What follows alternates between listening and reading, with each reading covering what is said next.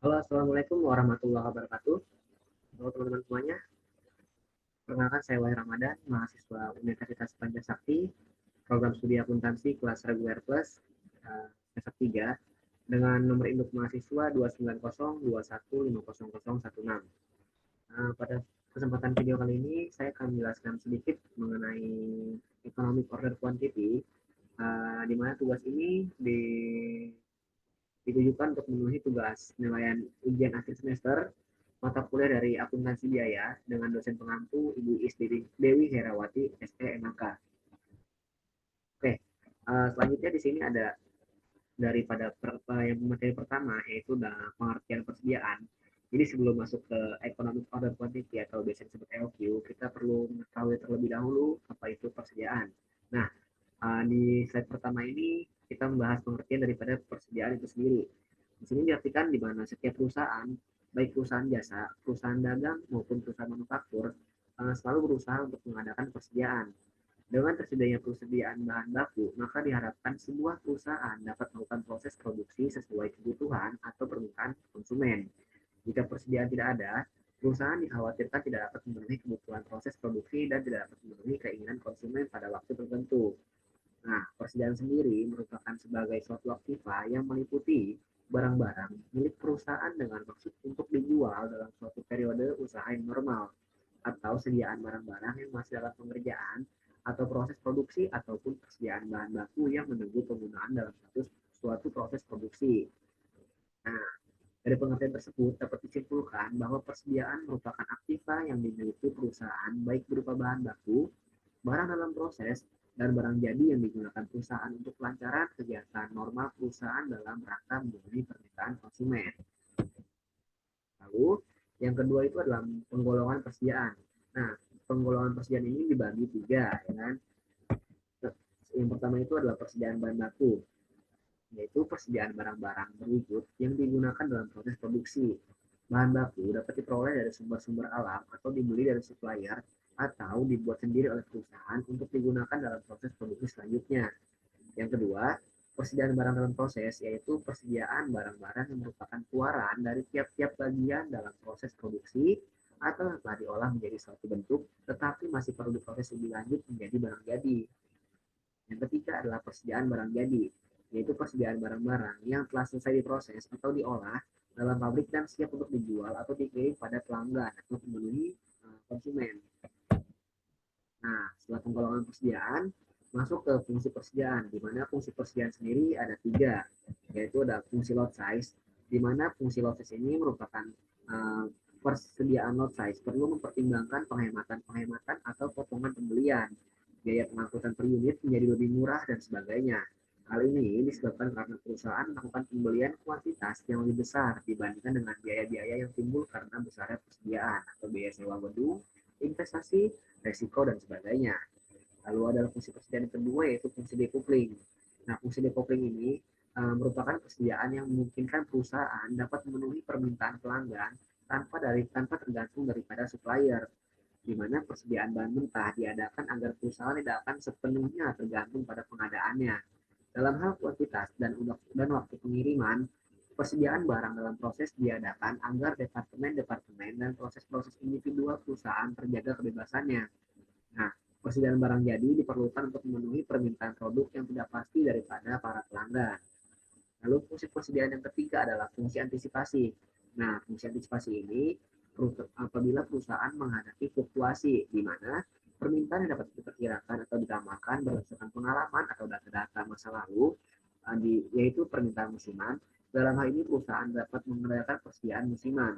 Di samping itu, perusahaan juga sering menghadapi ketidakpastian jangka waktu, pengiriman, dan permintaan akan barang selama periode tertentu. Lalu yang keempat adalah lalu materi selanjutnya adalah faktor yang mengaruhi persediaan. Nah, dalam menyelenggarakan bahan baku untuk proses produksi, terdapat beberapa faktor yang akan mempengaruhi persediaan bahan baku. Yang pertama adalah perkiraan pemakaian bahan baku sebelum perusahaan mengadakan pembelian bahan baku, di mana manajemen harus dapat membuat perkiraan bahan baku yang akan digunakan dalam suatu proses produksi pada satu periode. Lalu yang kedua adalah harga bahan baku. Harga bahan baku merupakan dasar perhitungan berapa besar dana perusahaan yang harus disediakan dalam proses penyediaan bahan-bahan baku ini. Lalu yang ketiga adalah biaya-biaya persediaan. Nah, biaya-biaya persediaan merupakan biaya-biaya yang dikeluarkan oleh perusahaan untuk menyelenggarakan persediaan bahan baku yang diperhitungkan dalam penentuan besarnya persediaan bahan baku. Lalu faktor yang keempat adalah kebijaksanaan pembelanjaan, yang artinya seberapa besar persediaan bahan baku akan mendapatkan dana dari perusahaan akan tergantung pada kebijaksanaan pembelanjaan daripada perusahaan itu tersebut. Lalu yang kelima adalah pemakaian bahan baku senyatanya. Pemakaian bahan baku senyatanya dari periode-periode lalu merupakan salah satu faktor yang dapat digunakan untuk menyusun perkiraan suatu kebutuhan bahan baku yang mendekati pada proses kenyataannya. Lalu yang keenam adalah waktu tunggu atau lead time. Nah, waktu tunggu ini merupakan tenggang waktu yang diperlukan antara saat pemesanan bahan baku sampai dengan datangnya bahan baku itu sendiri. Lalu ada biaya-biaya persediaan. Nah, biaya-biaya persediaan ini terdapat dua biaya utama yang berhubungan dengan masalah persediaan. Jika persediaannya berupa bahan baku atau barang jadi yang dibeli dari pihak luar, maka biaya yang berkaitan persediaan tersebut biaya berkaitan persediaan tersebut disebut sebagai biaya pemesanan dan biaya penyimpanan. Nah, biaya pemesanan ini merupakan biaya-biaya untuk menempatkan dan menerima pesanan.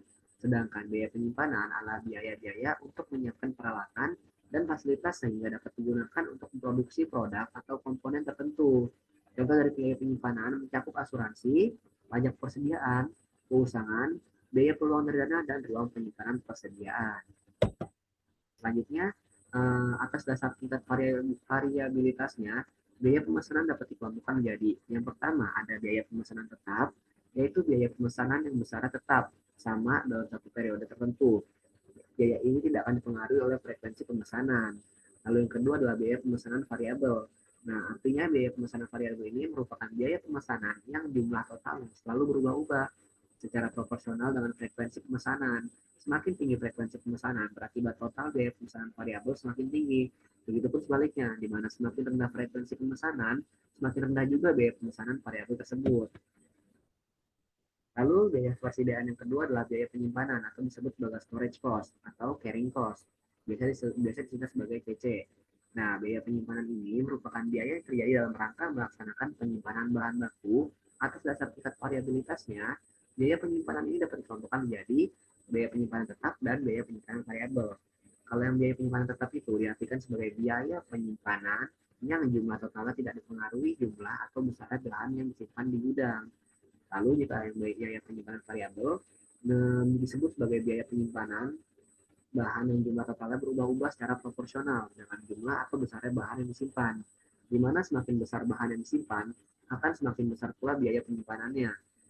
Begitupun sebaliknya, di mana semakin kecil bahan yang disimpan, ini akan berakibat semakin kecil juga biaya penyimpanan variabel tersebut. Lalu ada proses pengendalian bahan baku. Kenapa sih bahan baku harus dikendalikan? Di sini pengendalian bahan baku dilakukan agar menunjang kegiatan-kegiatan yang ada dalam perusahaan.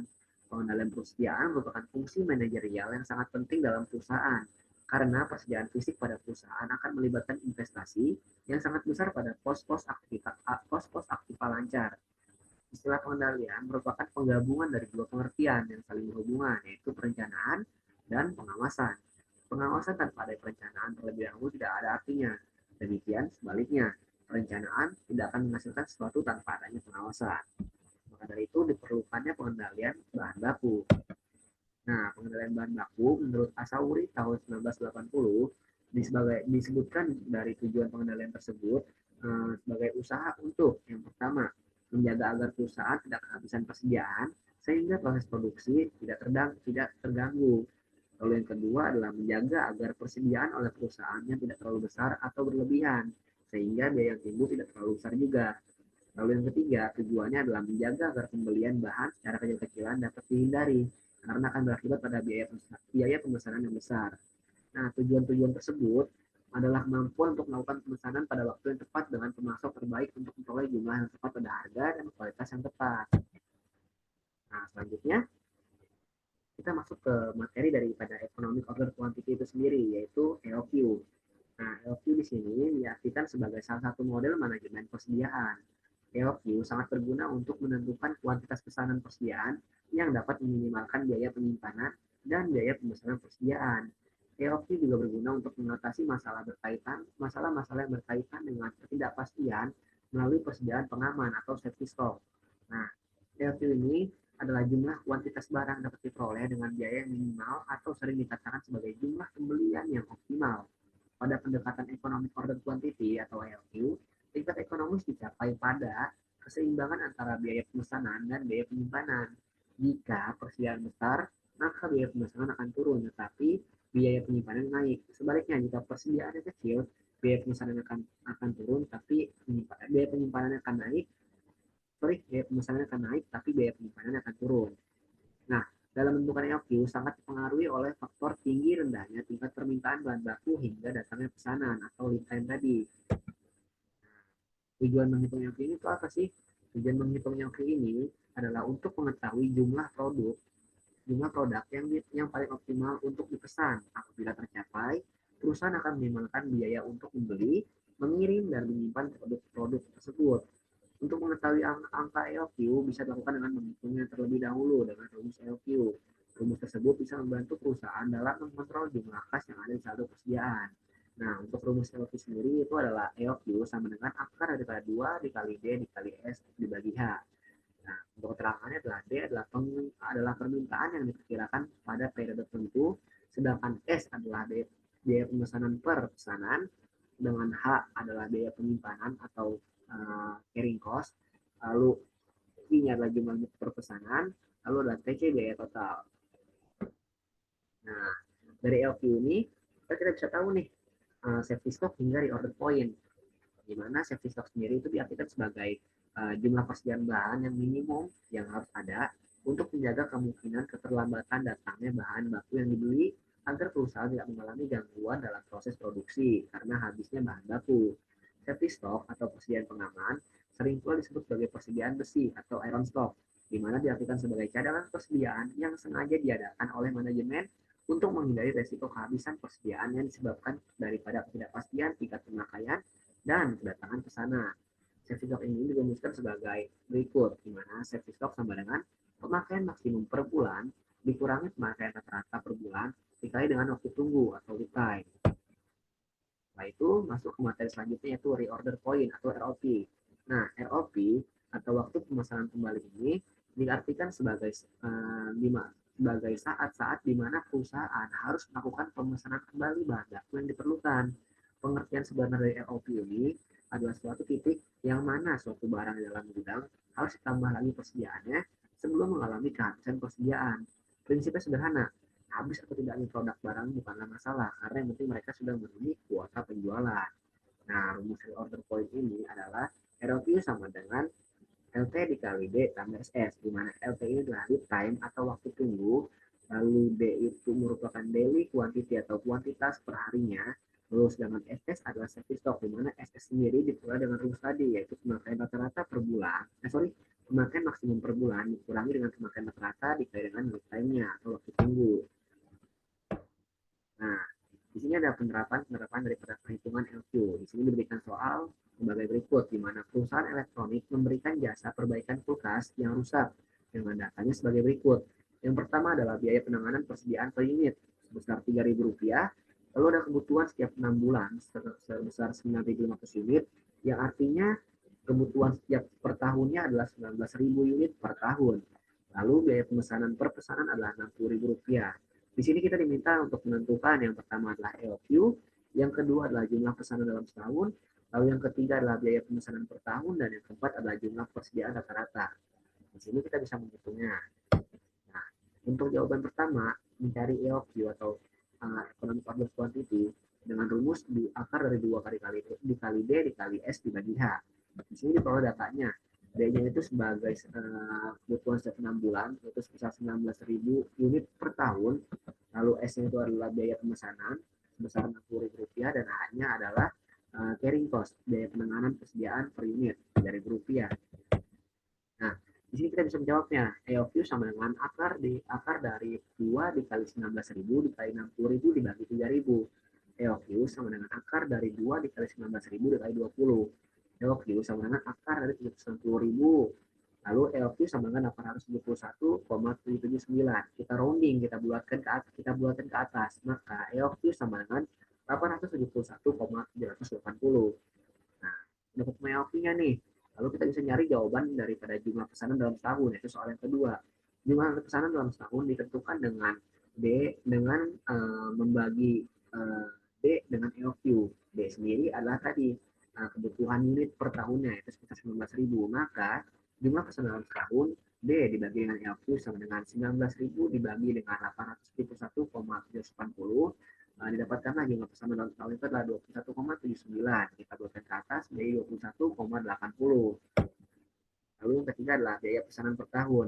Nah, biaya pesanan per tahun ini diperoleh dengan menggunakan rumus D dikali S dibagi EOQ.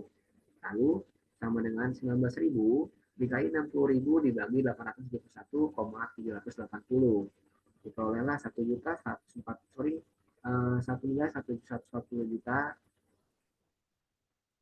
dibagi 871,380. Diperoleh sebesar biaya pesanan per tahun itu adalah 1.307.669,3. Maka kita rounding ke atas, biaya pesanan per tahun sama dengan 1.307.670 rupiah. Lalu jawaban yang keempat adalah jumlah persediaan daripada rata-rata. Nah, jumlah persediaan rata-rata diperoleh dengan membagi EOQ dibagi 2. Maka EOQ dibagi 2 sama dengan 871,780 dibagi 2, yakni 435,89. Kita rounding lagi, kita buatkan ke atas, yaitu menjadi 435,90 unit. Maka jumlah persediaan rata-rata itu diperoleh sebesar 435,90 unit. Nah, cukup sekian materi terkait EOQ atau Economic Order Quantity, terkait persediaan pula, lalu juga ada safety stock dan ROP atau ROP point. Bila mana terdapat kekurangan atau kesalahan kesalahan pengucapan, mohon dimaafkan. Saya akhiri wabillahi taufiq wal hidayah. Wassalamualaikum warahmatullahi wabarakatuh. Terima kasih.